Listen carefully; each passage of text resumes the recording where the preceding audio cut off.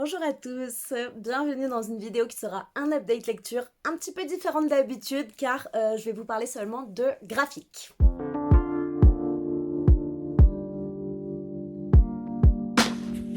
Alors dans cette vidéo, comme je vous l'ai dit dans l'introduction, je vais seulement vous parler de graphique. J'en ai lu pas mal quand même et voilà, je trouvais ça intéressant de pouvoir séparer.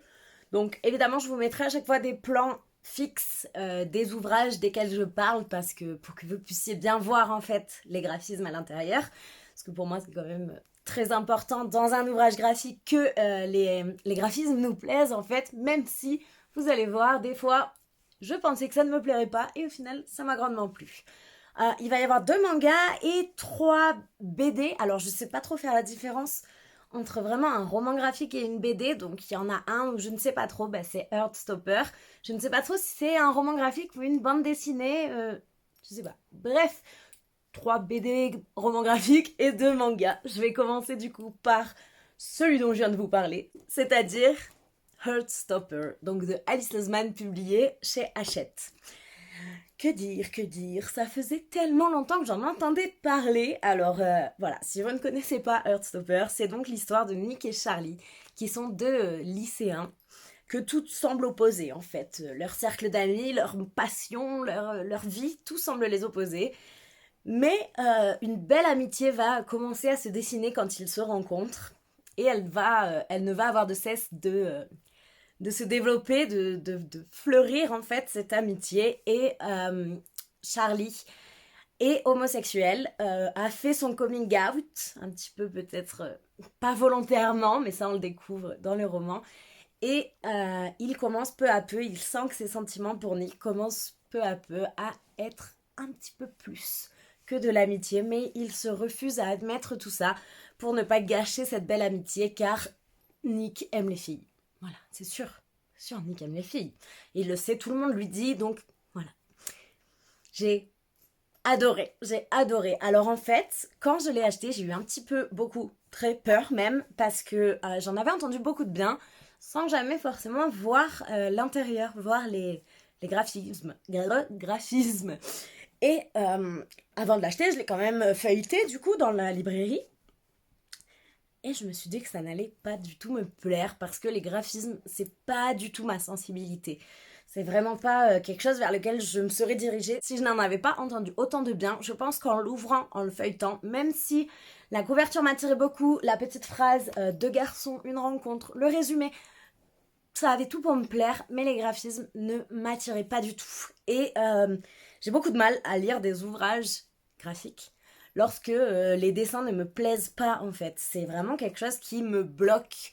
Donc je me suis dit, j'étais un peu tiraillée et je me suis dit je vais laisser sa chance à cette saga parce que j'en entends tellement parler. L'histoire me tente tellement que je vais voir si ça me plaît malgré ces dessins qui ne sont pas trop ma tasse de thé, j'ai envie de dire. Eh bien, ça a marché. J'ai adoré. J'ai fini par m'habituer au dessin et même à leur trouver un charme. Chose qu'au début, c'était vraiment pas pour moi. Hein. Et c'est vraiment très mignon. Je les ai lus dans une période où j'étais sur mon canapé toute pas bien, avec ma petite bouillotte sur le ventre, mon petit thé, mes bougies et c'était parfait. C'était vraiment parfait. C'était tout doux, c'était tout mignon.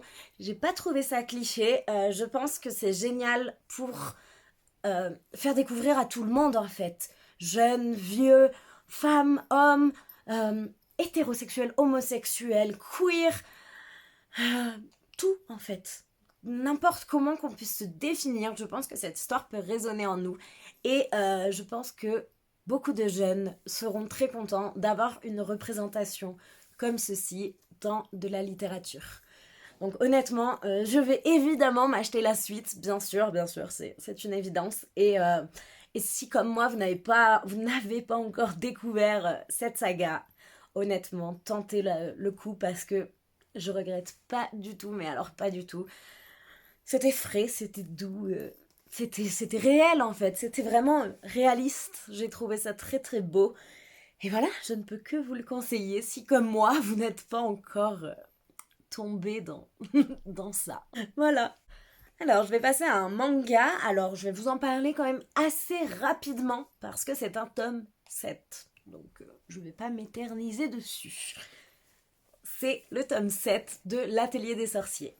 L'Atelier des Sorciers, c'est le manga qui m'a fait plonger à bras ouverts. C'est pas ça l'expression, non. C'est le manga qui m'a fait plonger à corps perdu et à âme défendue, je ne sais pas, dans l'univers des mangas en fait. J'en avais lu quelques-uns en étant adolescente, je crois. Mais vraiment pas beaucoup, c'était encore une fois pas ma sensibilité, pas quelque chose vers lequel je me tournais instinctivement. Et est arrivé l'Atelier des Sorciers. Et j'ai adoré.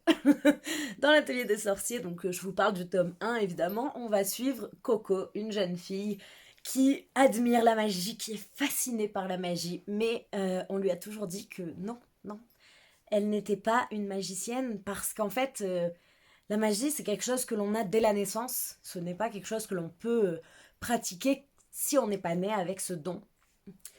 Et tout va basculer le jour où Kifré, un magicien, un sorcier, va venir dans son village et va se servir de la magie.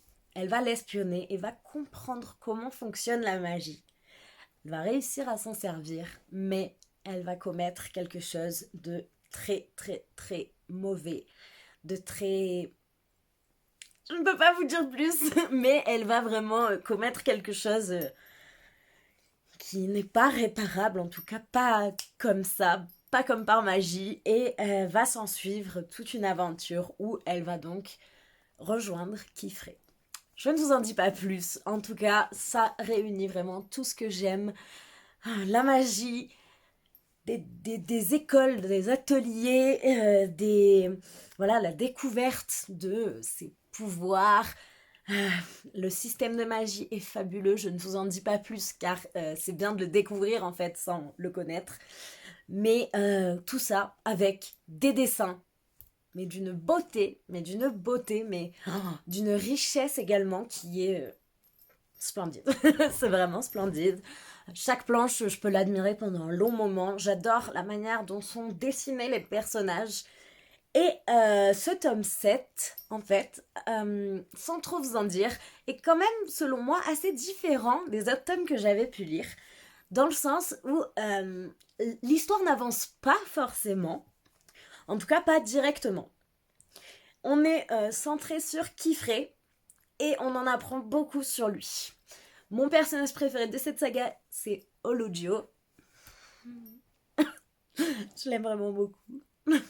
Et j'aime bien parce qu'on en voit pas mal de lui également dans ce tome, ce que j'ai trouvé super intéressant.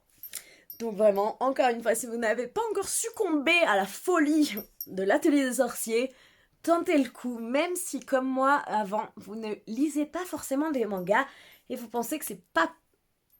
Évidemment, j'ai tapé mes lunettes. Wouhou!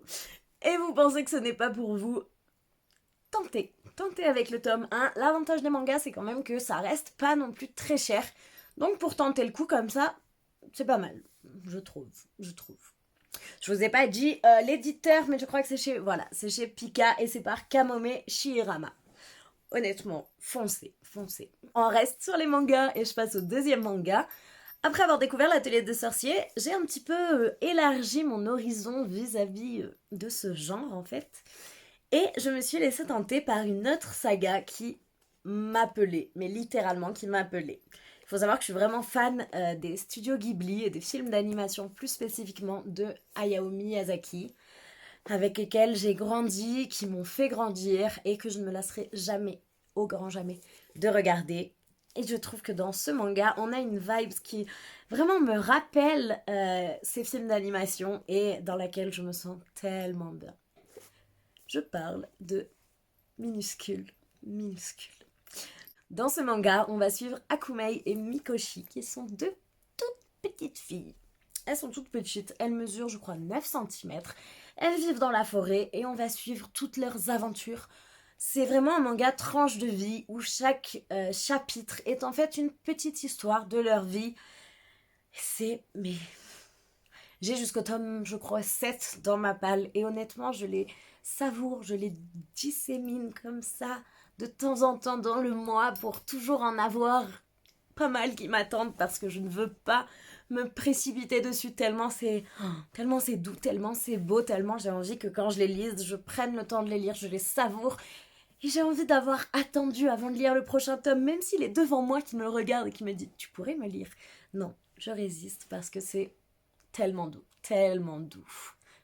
Ce manga, il est publié aux éditions Komiku et le mangaka qui s'appelle Takuto Kashiki a vraiment une manière de dessiner, une manière de réaliser ses planches qui est pour moi, selon moi, spectaculaire, dans le sens où il y a tellement, mais tellement de détails sur chaque planche. C'est tellement riche. Et puis le fait que ce soit, en fait, on a un petit peu de tout. On a à la fois de la nature, parce qu'elles vivent quand même dans la forêt, et on rend compte également des villes, des petites villes avec tous ces petits êtres.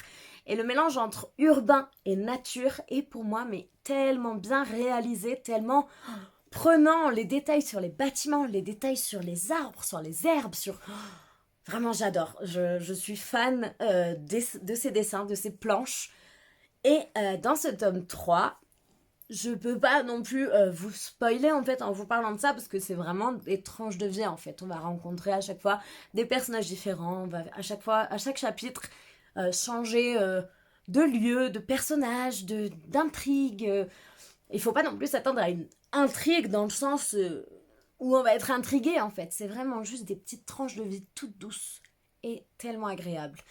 J'ai trouvé par contre ce tome 3 un petit peu différent et peut-être un tout petit peu en deçà des deux précédents parce que je sais pas, j'arrive pas trop à mettre des mots sur pourquoi. Déjà, le premier chapitre est différent de d'habitude, car comme je vous disais, on a un chapitre égale une petite histoire, un moment de tranche de vie. Et là, le premier chapitre est divisé en sous-parties, en fait, et on les suit plus régulièrement. Et je sais pas, rien que ça, pour moi, c'était un petit peu différent. C'était pas bon ou quoi que ce soit, hein. Je me suis quand même régalée, mais j'ai trouvé que ça changeait un petit peu quand même de ce à quoi j'étais habituée avec les deux premiers tomes. Ça n'empêche que j'ai quand même adoré. Voilà, je garde ce petit manga, comme je vous dis, comme un petit bonbon, une petite bouteille de potion magique qui m'attend sur mes étagères pour soit un moment où ça va et où j'ai encore plus envie d'aller bien et où voilà le soleil brille et j'ai envie du coup de me plonger dedans, soit pour un moment où je suis pas bien et où je sais très bien que ça agira tel un petit médicament pour venir soigner mon petit cœur.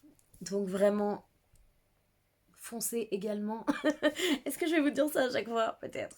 Mais oui, c'est génial. Et puis ce qui est bien, c'est que, voilà, si vous voulez vous mettre tout doucement à lire des mangas, vous pouvez également juste prendre un tome et vous lire juste un chapitre. Un chapitre, une histoire, le reposer, le ressortir plus tard. J'en suis incapable. Mais c'est faisable. Et si vous n'êtes pas habitué au manga ou voilà, ça peut être une manière aussi de s'habituer peu à peu en lisant un petit chapitre au lieu de se lire un manga en entier et voir au fur et à mesure si on en veut encore ou pas. Voilà, pourquoi pas. Alors, je passe à une BD que j'ai achetée et que j'ai lue dans la journée en fait parce que ça faisait tellement longtemps que ça me tentait que du coup, voilà, là j'ai fini par craquer et quand j'ai craqué, je me suis dit je veux trop la lire en fait, je veux trop la lire. Je voyais tout le temps ces BD en plus parce que elles sont donc chez un de mes deux libraires indépendants de chez moi en fait. Et à chaque fois je les voyais, je ne craquais pas, je les voyais, je craquais pas. Et là j'ai craqué, je me suis dit non mais là c'est obligé, je la lis direct. C'est ce que j'ai fait. Je vous parle de Bergère guerrière, publiée aux éditions Glénat et réalisée par Amélie Fléché et Jonathan Garnier. Alors Bergère guerrière, c'est déjà rien que l'histoire, rien que le synopsis, même sans le côté graphique, me tentait trop. C'est l'histoire d'un village, d'un endroit en fait où tous les hommes sont partis à la guerre il y a 10 ans et plus personne n'a eu de nouvelles d'eux. Donc les femmes du village ont dû tout mettre en œuvre pour se débrouiller en fait et aussi pour se défendre. Et elles ont donc créé un ordre qui s'appelle l'ordre des bergères guerrières. On va suivre, nous, Molly, qui est une petite fille qui est enfin en âge d'être acceptée dans cet ordre. Donc, c'est vraiment tout ce qu'elle veut dans sa vie. Elle admire toutes les bergères de l'ordre et elle est... Waouh. Et donc, elle est en âge voilà, de faire son parcours, l'initiation, en gros, pour devenir une bergère guerrière. Et elle va pouvoir compter sur son bouc. Je vous disais dans un vlog que c'est un lama, mais ce n'est pas du tout un lama. Donc, son petit bouc. Et également sur son ami Liam, donc qui est un jeune garçon. et voilà, qui ne peut pas être accepté dans l'ordre car c'est un jeune garçon, mais qui va quand même être d'un sacré soutien. Et on va les suivre dans leurs petites aventures. Et j'ai regretté une seule chose, c'est que je n'ai pas pris le tome 2 en même temps que ce tome 1, parce que je pense que je l'aurais dévoré direct après en fait. C'était pas assez. J'ai adoré l'histoire, j'ai adoré les personnages, on a vraiment un petit peu tout. La petite peste, la jeune fille qui se croit très forte mais qui en fait a des petites faiblesses, la bande de copines, les meilleurs amis qui sont super proches, les, les hommes qui du coup n'ont pas pu partir à la guerre et qui maintenant emportent le poids sur leurs épaules, les femmes qui ont dû s'associer, se surpasser en quelque sorte pour réussir à protéger le village, protéger leurs enfants, se protéger elles-mêmes. Les personnages sont super et les graphismes sont merveilleux. J'ai adoré les couleurs, l'usage des couleurs est génial. Les traits de dessin, géniaux. Enfin vraiment, j'aime beaucoup et j'ai vraiment hâte de lire toute la suite. Ça faisait longtemps que j'avais pas trouvé justement une série de BD comme ça où j'adore et où en plus pas mal de tomes sont sortis et où je sais que je vais les dévorer en fait. Donc voilà. Et enfin, le dernier ouvrage, alors, je l'ai gardé pour la fin parce que il est un petit peu différent. Il est un petit peu beaucoup moins jeunesse en fait. Et il est assez difficile, je trouve, d'en parler, mais c'est une pépite, c'est une claque, c'est une lecture à laquelle je pense encore plus d'une semaine, bien plus d'une semaine même. Je me demande si ça va pas faire 2 semaines. Bref, après l'avoir lu, à laquelle je réfléchis encore et à laquelle je pense que je vais réfléchir pendant longtemps. Je vous parle de Anaïs Nin sur la mer des mensonges, donc réalisé par Léonie Bischoff et pardon, et publié aux éditions Casterman. Alors cette BD roman graphique, je sais pas. C'est quelque chose, c'est vraiment quelque chose. Cette BD, c'est donc une biographie de l'histoire d'Anaïs Nin, qui vivait donc là on la suit dans les années 30. Anaïs Nin, si vous ne connaissez pas, c'est une auteure, une autrice, je préfère dire autrice, je sais qu'on ne dit pas autrice normalement, mais pour moi c'est autrice, qui est célèbre notamment parce que ça a été une des premières à réaliser des écrits érotiques. Ses journaux, elle est très connue également pour ses journaux qui donc ont été publiés, et en fait la version non censurée et complète de ces journaux n'a été publiée qu'après sa mort et celle de son mari. C'était une femme vraiment libre dans un monde où les femmes ne pouvaient l'être. C'était une femme dont j'aimerais savoir encore plus. Je connais donc les œuvres d'Anaïs Nin seulement de nom. J'ai lu peut-être quelques passages, mais honnêtement, après avoir lu ceci, je souhaite vraiment approfondir la connaissance que j'ai de cette femme, car elle a l'air fascinante. Cette BD est tellement touchante, tellement puissante.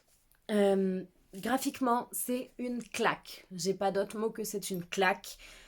Tout est fait, je pense, au crayon de couleur. Les couleurs sont tellement puissantes, tellement fortes, tellement adaptées, associées à chaque émotion.